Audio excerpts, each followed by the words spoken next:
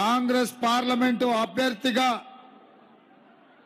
పట్నం సునీత మహేందర్ రెడ్డి గారిని ఈ ఎన్నికల బరిలో దించుతే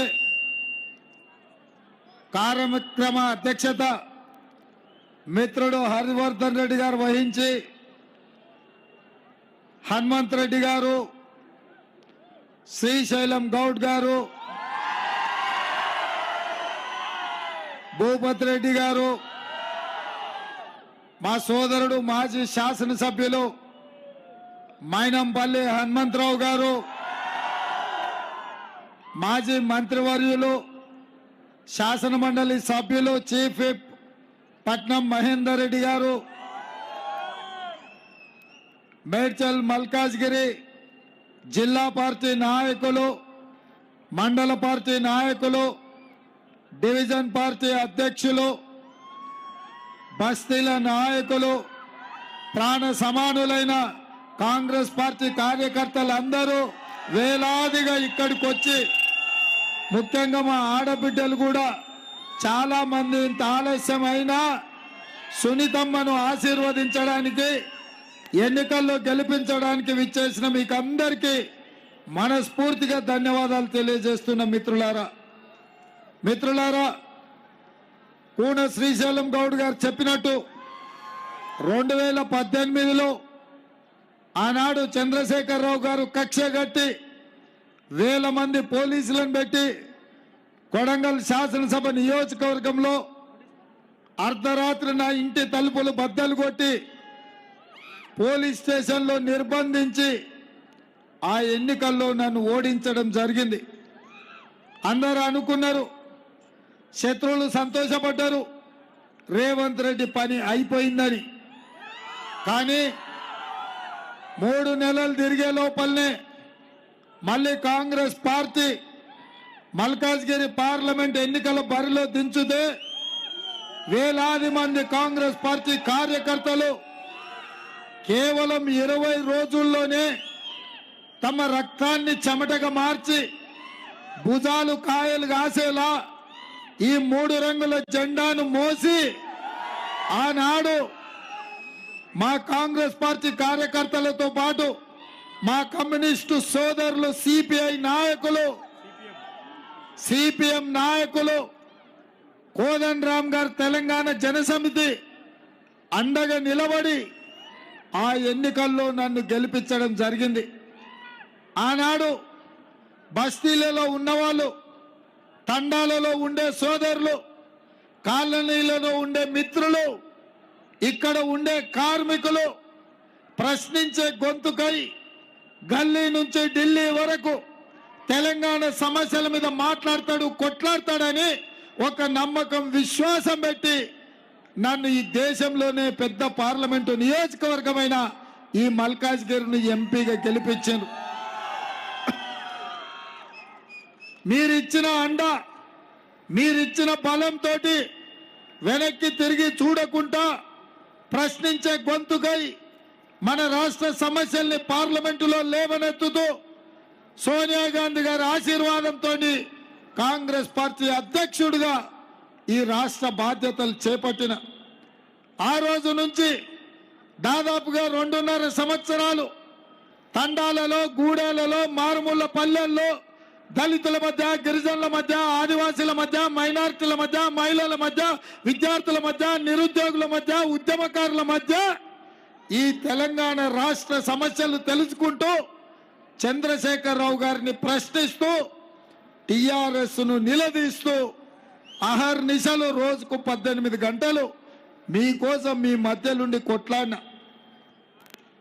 నా కొట్లాటను చూసి, ప్రజా సమస్యలను చూసి, చంద్రశేఖరరావు దోపిడీ అవినీతిని చూసి బీఆర్ఎస్ పార్టీని బొందబెట్టాలి, ఈ తెలంగాణ రాష్ట్రానికి విముక్తి కలిగించాలి అని లక్షలాది మంది కాంగ్రెస్ పార్టీ కార్యకర్తలు,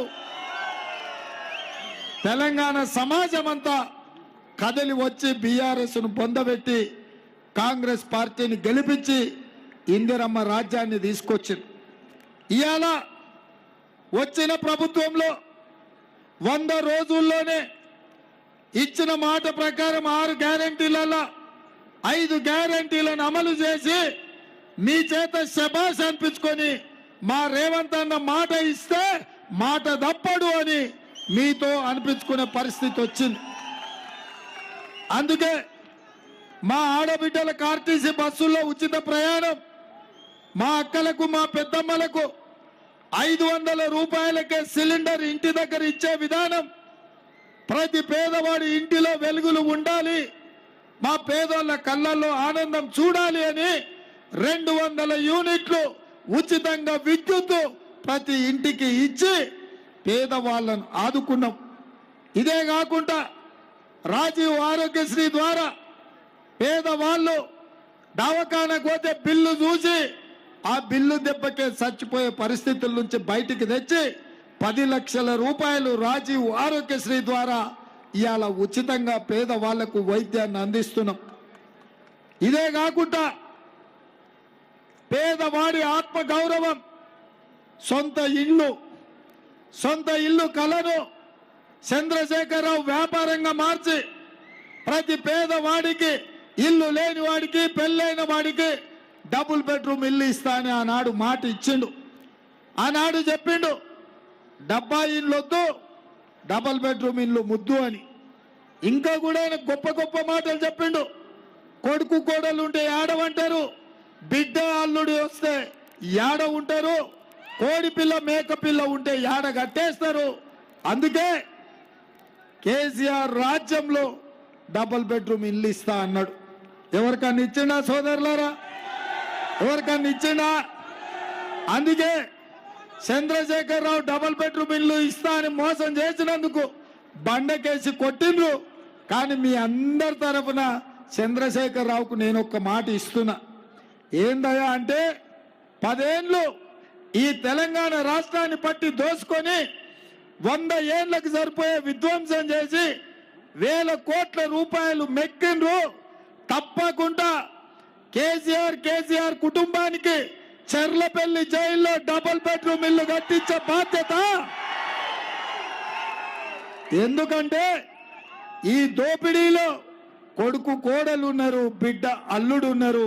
చంద్రశేఖరరావుకేమో వయసు మీద పడ్డది. అందుకే తలా ఓ దిక్కు తలా ఓ జైల్లో ఉంటే బాగుండదు. తప్పకుండా చెర్లపల్లి జైల్లో డబుల్ బెడ్రూమ్ ఇల్లు కట్టిస్తా అని మీ అందరి తరఫున మాటిస్తున్నా. ఓకేనా? ఓకే కదా? చంద్రశేఖరరావు ఇక కాసుకొని నీకు డబుల్ బెడ్రూమ్ ఇల్లు సిద్ధమవుతుంది చెర్లపల్లి జైల్లో. ఇక ఆయన అట్లుంటే పొంకనాల పోసిగానికి 3 ఎట్లుంటేనంట 36 దొడ్లున్నాయని చెప్పిండంట. ఇక నరేంద్ర మోడీ గారి గురించి, భారతీయ జనతా పార్టీ గురించి ఎంత చెప్పినా తక్కువనే. ఆయనలో 2014లో నరేంద్ర మోడీ గారు చెప్పిండ్రు, ఈ దేశాన్ని నిరుద్యోగ సమస్య పట్టి పీడిస్తున్నది, ప్రతి సంవత్సరం 2 కోట్ల ఉద్యోగాలు ఇస్తా అన్నాడు. 10 ఏళ్లలో 20 కోట్ల ఉద్యోగాలు ఇవ్వాలి. ఆయనకు అమిత్ షాకు ఉద్యోగం వచ్చింది తప్ప నిరుద్యోగ యువకులకు ఈ దేశంలో ఉద్యోగాలు రాలే. ఇవాళ ప్రపంచంలోనే అత్యధిక నిరుద్యోగ సమస్య ఉన్న దేశాలలో భారతదేశం మొదటి స్థానంలో ఉంది. దేశంలో అత్యధికంగా 62% నిరుద్యోగ సమస్య ఉన్న దేశం భారతదేశం. ఇదే కాకుండా స్విస్ బ్యాంకులో చాలా మంది రాజకీయ నాయకులు లక్షల కోట్ల రూపాయలు దోచుకొని దాచిపెట్టిండ్రు. ఆయన ప్రధానమంత్రి అయిన 100 రోజుల్లోనే లక్షలాది కోట్ల రూపాయలు తీసుకొచ్చి జన్ ధన్ ఖాతాలో ప్రతి పేదవాడికి 15 లక్షల రూపాయలు ఖాతాలో వేస్తా అని మోడీ గారు చెప్పిండ్రు. నేను అడుగుతున్నా, మీకు ఎవరికైనా 15 లక్షలు వచ్చినాయా? 15,000 అన్న వచ్చినాయా? 15 రూపాయలన్న వచ్చినాయా? 15 పైసలన్న వచ్చినాయా? నయా పైసా కూడా పేదవాళ్ళ ఖాతాలు వేయలే. రైతుల ఆదాయాన్ని 2 చేస్తా అని చెప్పిండు. కానీ ఇంకొక పక్కన రైతు వ్యతిరేక నల్ల చట్టాలు తెచ్చి ఈ రైతులని ఈ దేశంలో తాతల ముత్తాతల నుంచి వచ్చిన భూముల్లో యజమానులుగా బతుకుతున్న ఈ రైతులను బానిసలుగా చేసి అదానీ అంబానీ అమెజాన్ కంపెనీలకు కట్టబెట్టాలని చూస్తే హర్యానా పంజాబ్ రాజస్థాన్ బీహార్ నుంచి ఢిల్లీ సరిహద్దుల్లో లక్షలాది మంది రైతులు 16 నెలలు నరేంద్ర మోడీ మీద పోరాటం చేసిండ్రు, యుద్ధం ప్రకటించిండ్రు. అందులో పోలీస్ కాల్పుల్లో అయితేంది, ఎర్రటెండకు మంచు తుఫాన్లలో 700 మంది రైతులు చచ్చిపోయిండ్రు. ఈ రైతులను పొట్టన పెట్టుకున్న నరేంద్ర మోడీ తప్ప రైతుల ఆదాయం రెండింతలు చేయలే. ఇదొక పక్కన పెడితే ఆనాడు సోనియా గాంధీ తెలంగాణ రాష్ట్రం ఇవ్వడమే కాదు, తెలంగాణ రాష్ట్రాన్ని అభివృద్ధి చెయ్యాలంటే బయ్యారం ఉక్కు కర్మాగారం ఖమ్మం జిల్లాకి ఇచ్చింది. కానీ నరేంద్ర మోడీ దాన్ని మొత్తం సర్వనాశనం చేసిండు. వరంగల్ జిల్లాకు రైల్వే కోచ్ ఫ్యాక్టరీ ఇచ్చింది, మా కార్మికులకు ఉద్యోగ ఉపాధి అవకాశాలు ఇయ్యనికే. అది కూడా నరేంద్ర మోడీ మనకు ముందుకు సాగనీయలే. అదే విధంగా రంగారెడ్డి జిల్లాలో ఐటీఐఆర్ కారిడార్ ఇచ్చి 1000 కోట్ల రూపాయల ఐటీ కంపెనీల్లో పెట్టుబడులు తెచ్చి లక్షలాది ఉద్యోగాలు ఇవ్వాలంటే దాన్ని కూడా రద్దు చేసిండు. మా పాలమూరు జిల్లాకు పాలమూరు రంగారెడ్డి ఎత్తిపోతల జాతీయ ప్రాజెక్టును ఇస్తే దాన్ని కూడా రద్దు చేసి పాలమూరు రంగారెడ్డి జిల్లా రైతుల నోట్లో మట్టి కొట్టిండు. మన గిరిజన విద్యార్థులు చదువుకోవడానికి గిరిజన యూనివర్సిటీ ఇస్తే అది గాలికి పోయింది. ఐఐఎం మెదక్కిస్తే అది ఇంతవరకు రానే లేదు. ఐఐటి నల్గొండకిస్తే అది కూడా అక్కడనే కాకెత్తుకపోయింది. మరి ఏమిచ్చిండయా నరేంద్ర మోడీ? ఏమిచ్చిండు మనకు? 10 ఏళ్లలో మోడీ ఏమిచ్చిండు? గాడిద గుడ్డి ఇచ్చిండు. ఏమిచ్చిండు? నేను అడిగినప్పుడల్లా మీరిది చెప్పాలి. బయ్యారం ఉక్కు కర్మాగారం అడిగితే మోడీ మనకేమిచ్చిండు? కాజీపేట రైల్వే కోచ్ ఫ్యాక్టరీ అడిగితే మోడీ మనకేమిచ్చిండు? ఐటీఐఆర్ కారిడార్ అడిగితే మోడీ మనకేమిచ్చిండు? పాలమూరు రంగారెడ్డి ఎత్తిపోతల ప్రాజెక్టు జాతీయ హోదా అడిగితే మోడీ మనకేమిచ్చిండు? గిరిజన యూనివర్సిటీ అడిగితే మోడీ ఏమిచ్చిండు? ఐఐఎం అడిగితే మోడీ మనకేమిచ్చిండు? ఐఐటి మనం అడిగితే మోడీ మనకేమిచ్చిండు? మరి నేను మిమ్మల్ని అందరిని అడుగుతున్న మిత్రులారా, మన గాడిద గుడ్డి ఇచ్చిన మోడీకి ఏం చేద్దామో మీరు ఒక్కసారి చెప్పండి. బాయ్ బాయ్ చెప్పాల్సిందే కదా. ఆనాడు డిసెంబర్లో కేసీఆర్ కు బాయ్ బాయ్ చెప్పారు. ఈనాడు మేలో మోడీకి బాయ్ బాయ్ చెప్పాలి. ఇప్పుడు బీజేపీ ఏం తెచ్చిందంటే గాడిద గుడ్డ అని మీరు అనాలి. మోడీ ఏమిచ్చిందంటే గాడిద గుడ్డ అని మీరు అనాలి. అందరు సిద్ధమేనా? సిద్ధమేనా? సిద్ధమేనా? సిద్ధమేనా? సిద్ధమేనా? బీజేపీ ఏమిచ్చింది? మోడీ ఏం తెచ్చిండు? బీజేపీ ఏమిచ్చింది? మోడీ ఏం తెచ్చిండు? బీజేపీ ఏమిచ్చింది? మోడీ ఏం తెచ్చిండు? బీజేపీ ఏమిచ్చింది? మోడీ ఏం తెచ్చిండు? బీజేపీ ఏమిచ్చింది? మోడీ ఏం తెచ్చిండు? బీజేపీ ఏమిచ్చింది? మోడీ ఏం తెచ్చిండు? గాడిద గుడ్డు తెచ్చిన వాళ్లకు కర్రు కాల్చి వాత పెట్టాలి, మోడీని ఓడగొట్టాలి. మరి మల్కాజ్గిరిలో సునీతమ్మకి ఎంత మెజార్టీ ఇస్తారు? 1,00,000. నేను 1,00,000 అంటే మీరు పక్కా అనాలి. Okay, ready ready ready ready. 1,00,000 1,00,000 1,00,000 1,00,000 1,00,000 1,00,000 1,00,000 1,00,000 1,00,000 1,00,000 1,00,000 1,00,000 1,00,000 1,00,000 1,00,000 1,00,000 జై కాంగ్రెస్, జై జై కాంగ్రెస్. హస్తం గుర్తుకే, హస్తం గుర్తుకే. ధన్యవాదాలు సోదరులారా.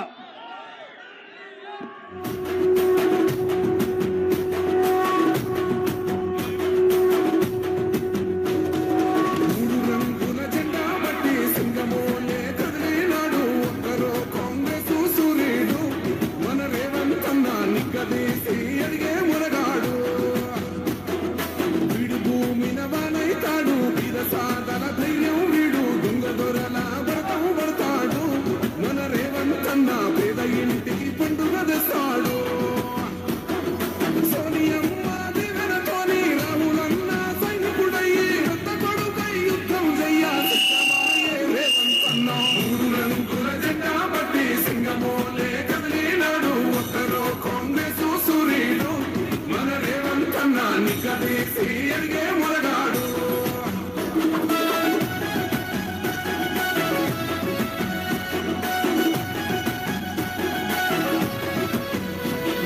దాడులెన్ని జరిగిన గాని నడవలేదు రేవంతన్నా గంతకంతా ఎత్తుకు ఎదిగాడు.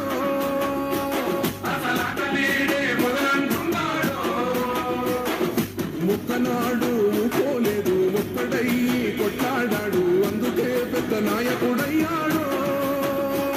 అన్నది బంధువులా ఎదిగాడు. అమరవీరుల త్యాగం చూసి అమ్మ సోనియ చలువతోటి వచ్చిన మన తెలంగాణ రక్షణే చేయమంటున్నాడు. రంగుల జెండా బట్టి సింగమోలే కదిలినాడు. ఒక్కరో కాంగ్రెస్ సూర్యుడు మన రేవంతన్న నిగ్గదీసి అడిగే మొరగాడు.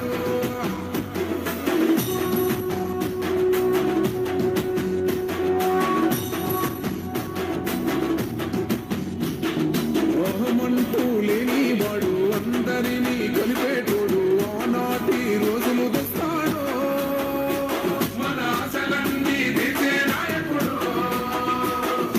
ఇందిరమ్మ రాజ్యం మళ్ళీ రేవంతు వల్లే సాధ్యం. మన వంతుగా అన్నకు తోడుందా మన ఉద్యమానికి సిద్ధం అయిపోదా. తెలంగాణ పులి బిడ్డ మరవబోదు నిన్ని గంట. జై జై మా రేవంతన్నా అన్నది మన తెలంగాణ. రంగుల జెండా బట్టి సింగమోలే